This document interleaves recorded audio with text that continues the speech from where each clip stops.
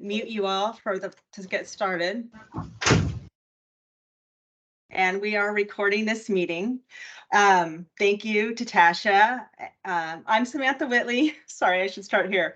The Housing Programs Manager for the City of Vancouver. And then say thank you to Tasha Slater, who has done the majority of the work on our CDBG and home applications, the majority of the communication. She's a great point of contact. So yes, thank you. And we'll just review what we'll be covering today. We did ask that everybody that was planning to apply attend this meeting. So we'll start today off with introductions. We'll talk about the different funding sources that are available, the timeline in the process, how the applications are scored, how the City Council and HUD review process happens, and then when you will expect to receive funds if you have a funded application. So because we've asked that everybody that submits an application attends this meeting, could you please all put your names, pronouns, agency, and email address in our chat box, and then that will be your agency's sign-in for today's meeting. Still admitting folks. And we realize that not everybody could be at this meeting today. It is Indigenous Peoples Day. So we will make this available through the recording for people who couldn't make it today. But thank you for signing in. Please be sure to do that. For those who are just joining, we're putting our name and agency in the chat. And then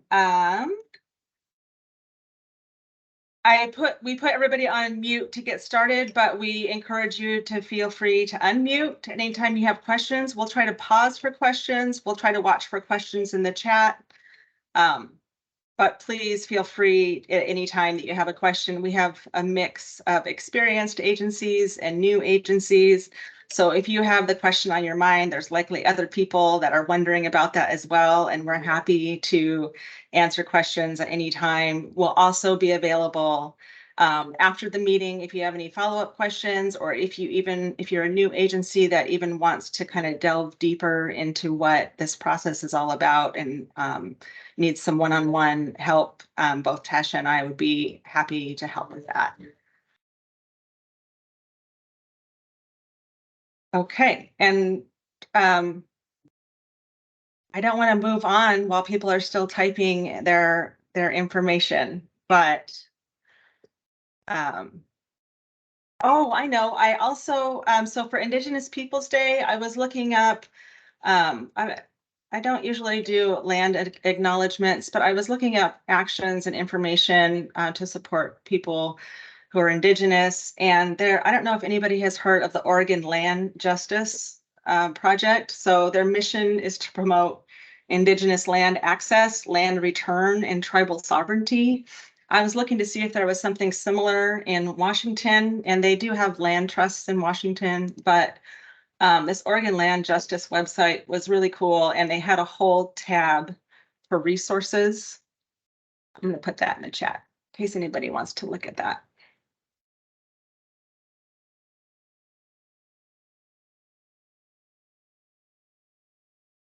As an FYI, to celebrate today, honor today. And with that, maybe that gave us enough time. I think we'll also be able to see people who joined late through the recording, but I'm not exactly sure about that. So anybody that's joining, please make sure you put your name and email in the chat, and then we'll proceed. Thank you.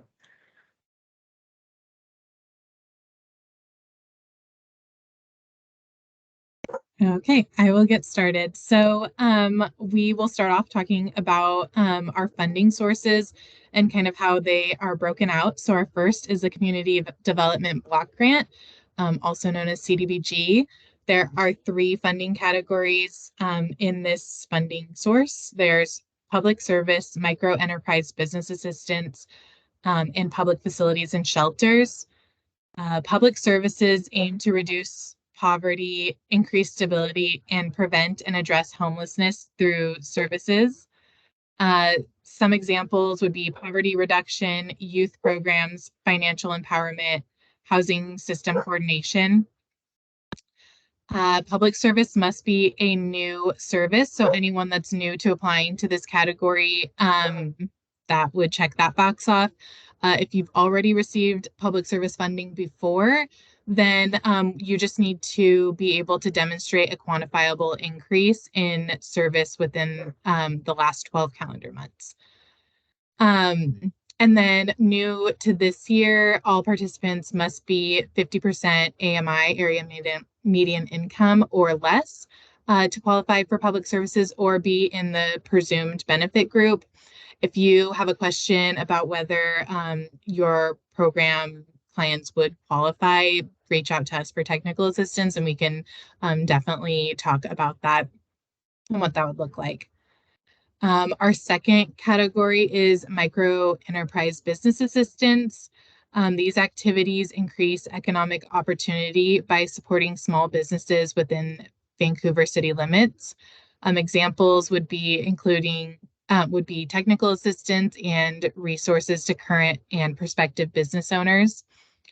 We're targeting micro enterprises, which is businesses up to 5 employees or other small underutilized businesses.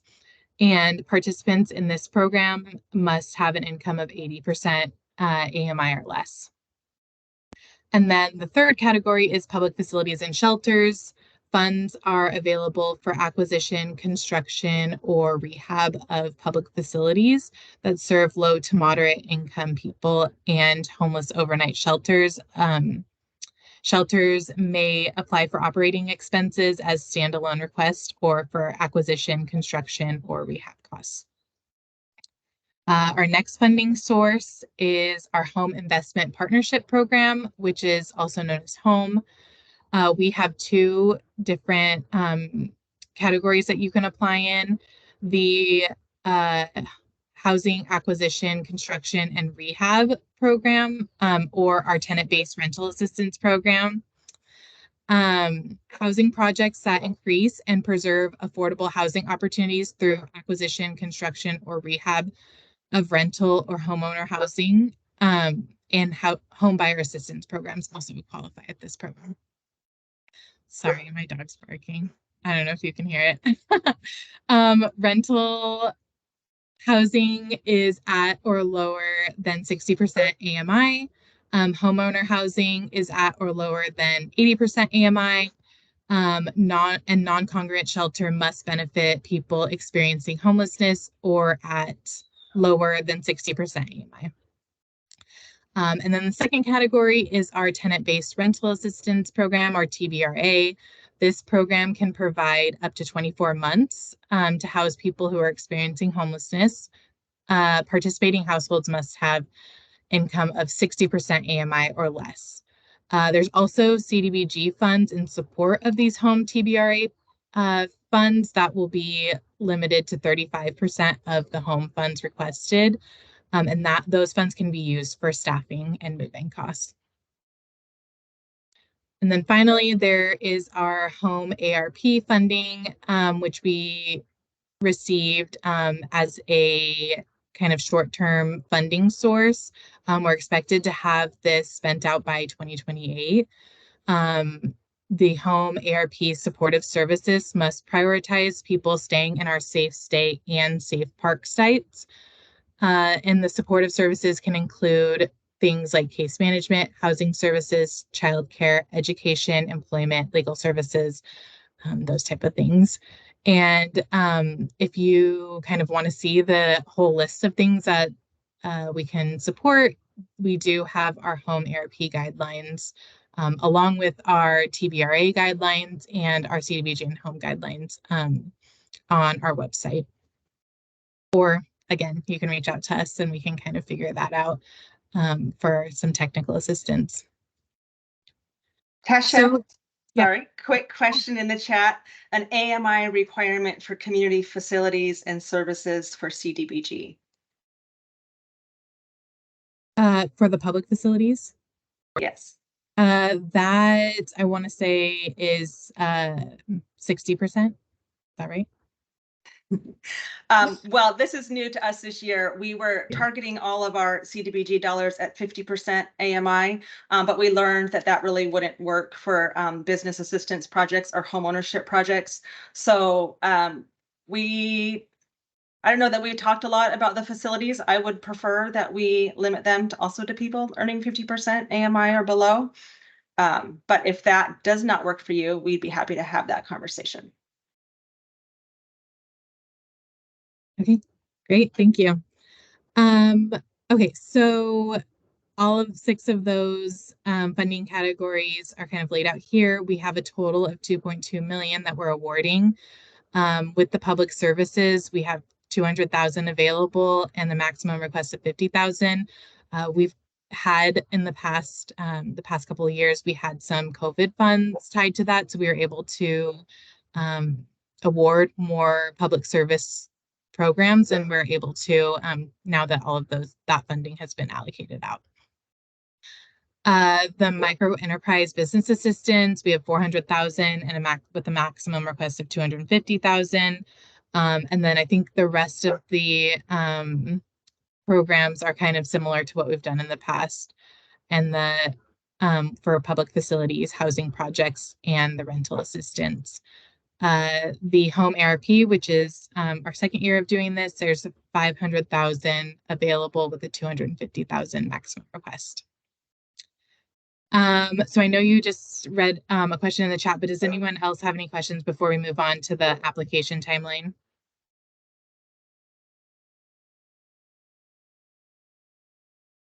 Okay, I will move on then. Okay, so how do you apply? Our applications, our pre-application opened last Monday and is closing at 5 p.m. at the end of the month on October 31st.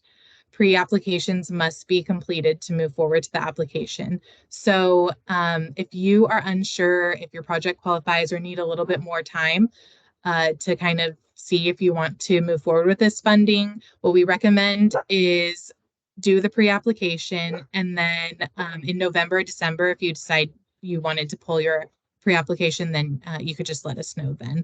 But once the October 31st deadline has happened, we will not be able to accept any more pre-applications to move on to the application piece. So if you're unsure, just do the pre-application. It's 10 questions, and it's just to determine eligibility if your project or agency is eligible for this funding. We will then review all of the pre-applications at the beginning of November to ensure they meet minimum eligibility requirements, and then approve everyone that is eligible. And then from then until December 15th, final applications are due at 5 p.m. Okay, so we use Zoom grants. You can find our application at our website. This also kind of goes through our application process. And you can find our application guidelines, which are going to have a lot of great information on them. And kind of how to make your application better, any suggestions or examples for questions as well. So right here on step 3, complete the pre-application, you will click on the Zoom Grants link, and it will take you to our application. You hit apply as soon as you're logged in. I'm just going to preview so I don't create a new application. This is the summary, so just information about your project and your organization. This kind of gets confused each year, so I just kind of want to go into the details. If you are awarded funding, the people on this first page that are in here, the staff, will also be able to do reporting, and if there's staff turnover or anything, you'll have to actually email Zoom Grants technical assistance to get this changed. So I always err on the side of having more staff than less on here that you think might do reporting or help with this application, just because sometimes there is turnover. So here I would just take Sam's name out and put mine if I was filling out the applicant or the information, the application. Um, and then you put your organization's information and your CEO or executive director. And then here in this collaborator section is where you would add anyone else that might be a staff that's important to add into later or during the application process. Once you finish that summary, then you'll move to the pre-application. Like I said, this is 10 questions that are just kind of to get an idea of what your program is and what your, if your agency qualifies. Then we'll approve this and we'll move on to the application questions. You can look through this for all of the questions, or you can look in our application guidelines. We've put all of the questions in Appendix B, C, and D. And like I said, they'll have examples and more information in there too. After December 15th, the Housing Committee will read through all of the applications, and we have a grant scoring committee that we'll talk about later. But we sometimes will ask clarifying information based if we think that maybe there's some confusing pieces that the grant committee might not know, or we want clarification on a question, or there's something specific to the funding that you're applying for. There will be an extra tab that shows up here that is just says extra, and that will have questions that you can kind of clarify if we have any. And that happens after the December 15th deadline. Once we, most likely in January, we'll ask you to go back into your applications and answer those questions or clarify anything that we need you to clarify. There's also finance sources and uses. There's an example of how to fill this piece out in the guidelines, and then any documents that are requested can be attached here. So that's kind of the whole process of how to apply for Zoom using Zoom grants. Again, if you need any technical assistance, feel free to reach out to us and we can kind of walk you through that. And the Zoom grants technical assistance is really great and the answer is super quick. So just a couple things to know on these applications that may be different from last year, or things that we have seen that kind of frequently asked questions that we've seen pop up over the in the past. So eligible applicants must be nonprofit agencies and public organizations. Private individuals are not eligible for funding awards. And then any applicants proposing housing projects must demonstrate or have partners that demonstrate experience developing, owning, or managing multifamily or homeowner housing. Our income and rent limits I talked about in the funding sources, but I just want to note again that public service programs did change to 50% AMI. And HUD establishes income and rent limits annually. So you can find the most current income and rent limits on our website or in the application guidelines in Appendix A. We also require that each agency is registered on sam.gov. You must have or obtain a UEI number, which is a unique entity ID number. And you can go to sam.gov and apply there. If you're already registered, we ask that you put the UEI in the appropriate field on Zoom grants. SAM registrations or UEI numbers do expire every year. So if you've had one in the past, you might want to look and see if it's expired and renew it. Also, there's no cost for it. So if you're kind of a newer organization or agency just started, that is not going to be an extra cost. For this funding, we do require that all projects are located within the City of Vancouver limits. Projects that are served countywide must apply for funding through Clark County. And then we may require a proportionate contribution of the county CDBG funds. based on how many clients you have in the county versus the city. You can find that information in the email I sent out on our contacts list. Our application guidelines and our website all have where you can apply, and their pre-applications are open right now as well. They kind of have a similar timeline to as we do for applying for funds. We added an equity section to our application this year. So the last few questions will be equity focused, and we will be talking about this more in the scoring section, but there will be a higher weight this year on programs that can demonstrate equitable outcomes.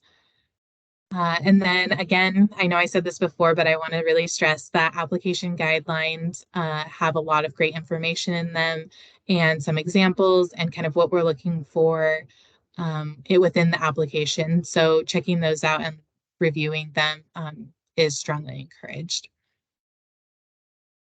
Okay, before I pass it on to Sam to kind of talk about anything, the next couple of slides, is there any other questions in the chat, or does anyone have any questions about how to apply? There's a question in the chat. Do new LLC businesses qualify as a public organization? I believe public organizations would be like government organizations. So, no, to answer the question, just nonprofits and government organizations. Okay, so I will pass it on to you, Sam. Okay, great. Thank you. So we're now on the middle part of the timeline. We're talking about after you submit your application and the city, our housing team has reviewed and asked any questions and any clarifying information, then we release your applications to our review committee, and they should then have a good overview of your applications before we ask you to do presentations that will be around the beginning of February. So that presentations are brief. They're only about 5 minutes to share some slides at their Teams meeting, and then 5 minutes for review committee questions and answers. Tasha has done an amazing job of expanding our review committees this year. So we should have plenty of people to review your application, and we'll split out the presentations into the category of applications. So the business assistance applications will present during the same window for the scoring committee that's reviewing those, and then maybe homeless applications we'll have different dates. So that's why there's a range in February of when those presentations will take place.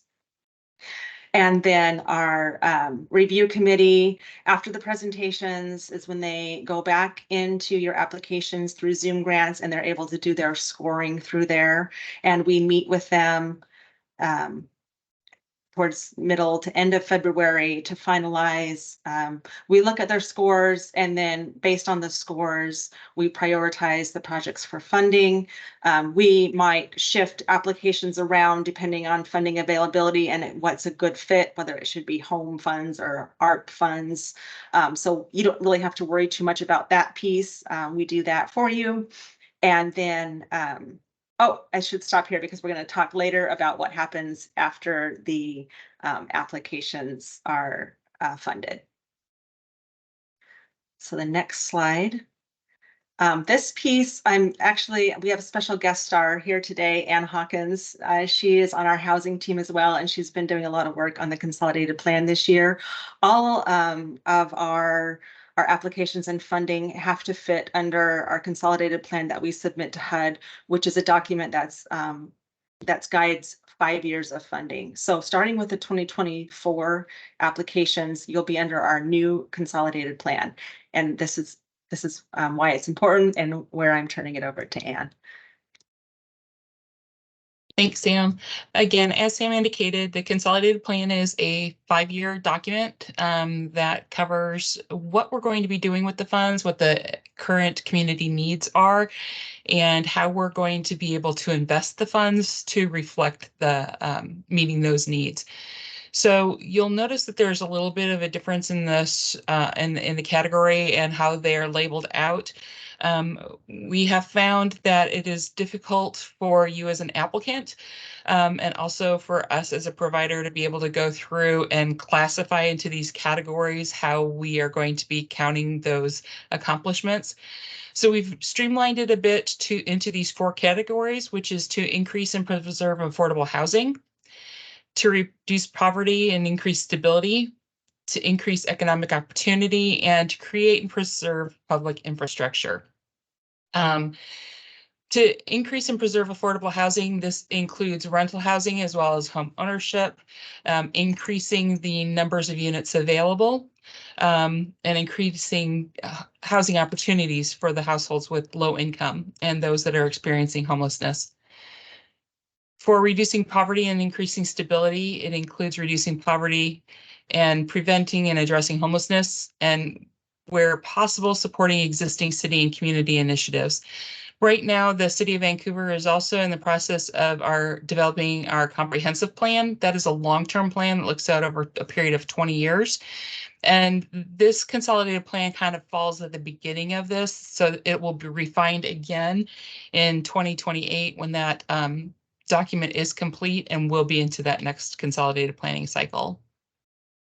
We're looking to increase economic opportunities by supporting small businesses and creating and preserving community buildings and spaces to ensure access to resources and opportunities.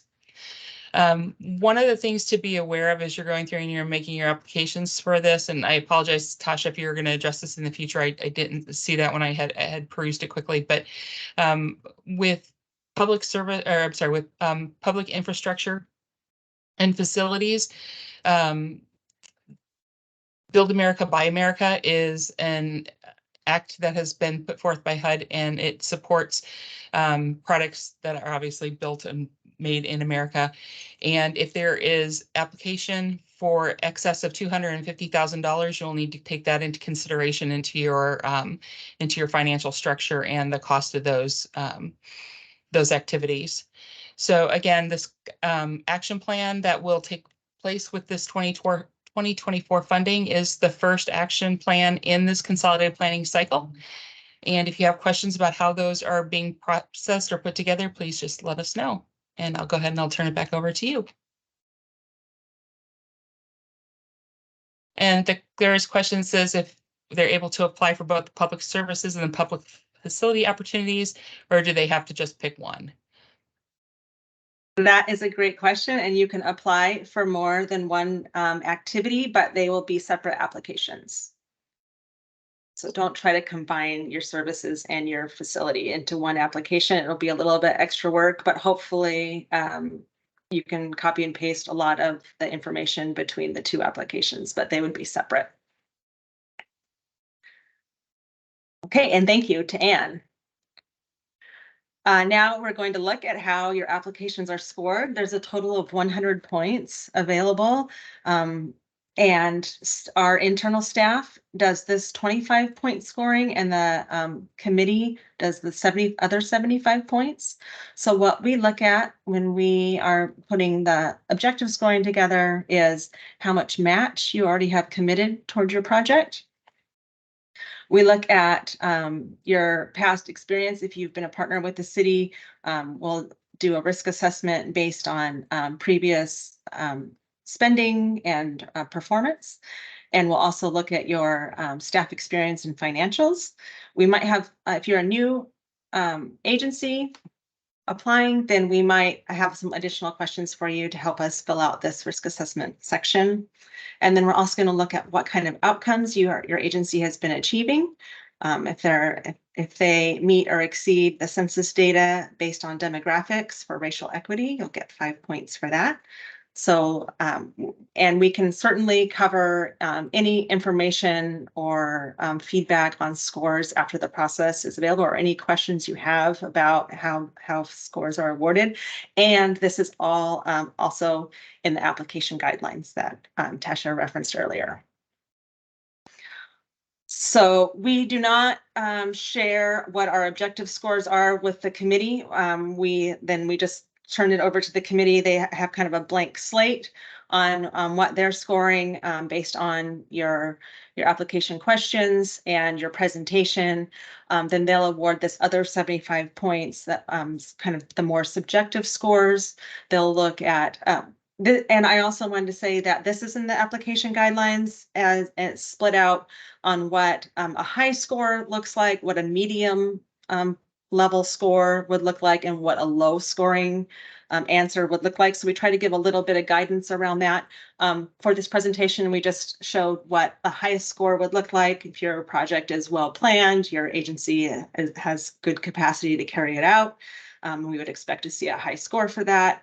If your application is demonstrating that it is meeting a critical community need, and you critically need the funding, then that would receive a high score. And then if your project will have a long-lasting and big impact on the community, that would certainly be considered a high scoring application under that question. And the questions and the scores with each question are shown in the application guidelines as well. So does Clark County CDBG funding count towards the match? We can only count non-federal match towards your match, but we would certainly like to know if you have other funding applications, whether they're federal or not, when you'll put that in your financial sources and uses tab. So we will look at, or our scoring committee will look at the financial feasibility, the readiness of your project to begin. We do have a timeline with HUD to expend our CDBG dollars, and we got a little bit behind on that. So we're really interested to spend down our funding so that we don't get in trouble with HUD. With all of the CB dollars that came in, we had a lot of funding over the last several years, so we're just getting caught up. We're holding agencies to a little bit stricter timelines, make sure that the spending, the funding goes out the door and helps the people that it's meant to serve. Sorry, I'm a little bit of a squirrel, so I just jump on the chat questions as soon as I see them. Is food assistance from the food bank for qualified low-income people eligible through CDBG public services? Yes, and we had a bit of an issue last year in documenting the eligibility. So if your program doesn't collect income documentation or can't demonstrate that absolutely all the people that are being served are low income, then it's difficult because we have to provide that information to HUD. But yes, if you're collecting information that shows that they're below 50% AMI, then that is an eligible service. And then back to, I just covered readiness and our timeliness on spending. We've upped the score around the equity questions. Tasha referenced earlier that last year we had one question. I think this year we might have 3 or 4 questions. We're trying to dig into that a little bit more and also prioritize that a little bit more. So that will be worth 15 points if your application and your program and your agency provides clear and compelling commitment to equity. You'd expect to see a high score for that.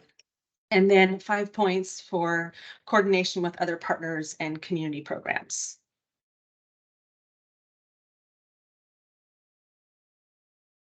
Are there any other questions about scoring?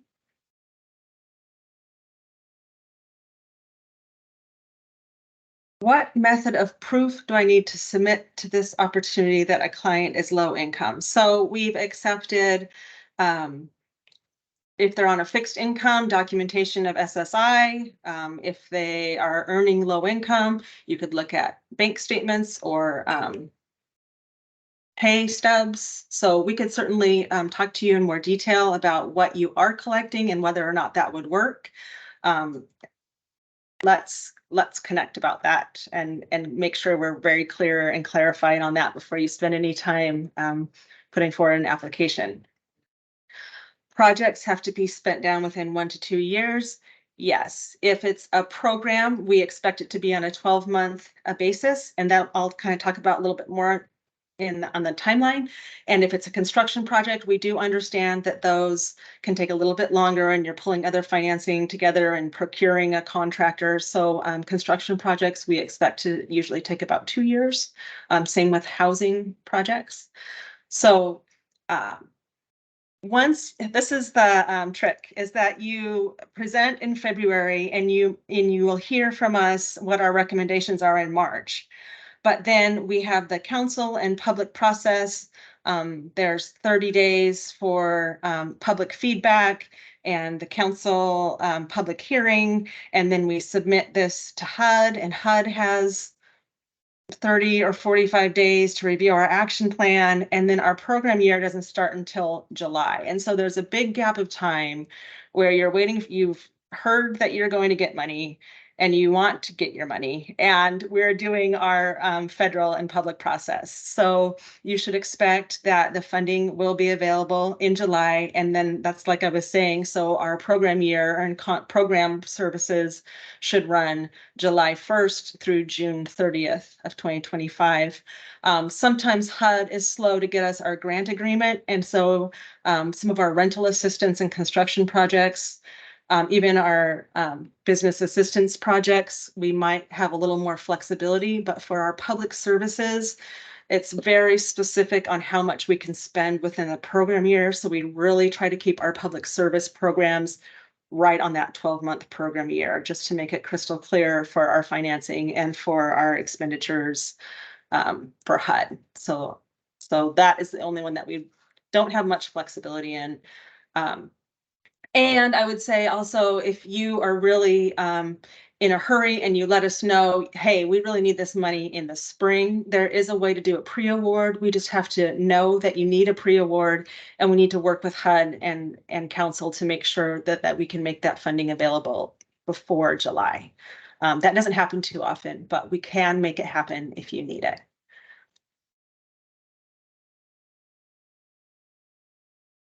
Okay, so now is the time for any other questions or any comments or any specific program information that we didn't cover.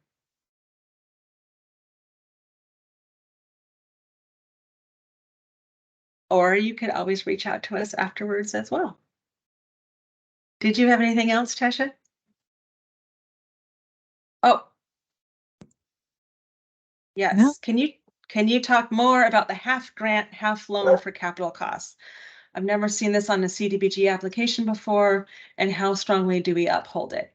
So it's always been our in our application guidelines, and it's always been our process. It's a 0% loan, and it goes throughout the period that your project is committed to serving CDBG. So we usually say 15 years, and then we keep a deed and a promissory note on the property during that 15-year period. We usually ask for annual repayments. So that is also consistent with the county's policy. We have, I think, for some homeless projects that just really do not generate any income on a shelter, we've forgiven the half loan portion as well. And so if that is the case for you, or there's a reason that you absolutely have no income generation from the project, we could certainly look at waivers for that as well.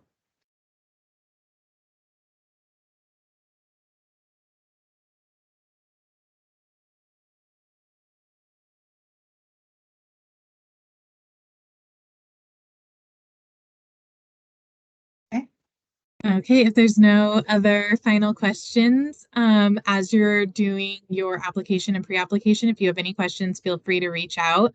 And thank you all for attending. Have a great Monday. Tasha, I'm sorry. There was one last minute question in the chat. I got you, Ren. For facilities, For facility projects, are we allowed to apply for funding even if we do not own the building? We would need something from the building owner that commits to you using that building over the next 15 years. And they would also have to be willing to sign and agree to that deed and promissory note on their property. We would expect to see an agreement between your agency and the property owner that says, yes, we're providing services here over the next 15 years. We don't want to improve a property, have you get kicked out the next year, and then not have the benefit to the community that we were expecting with these dollars. Okay. Sorry. Thank you. I think that was our last question.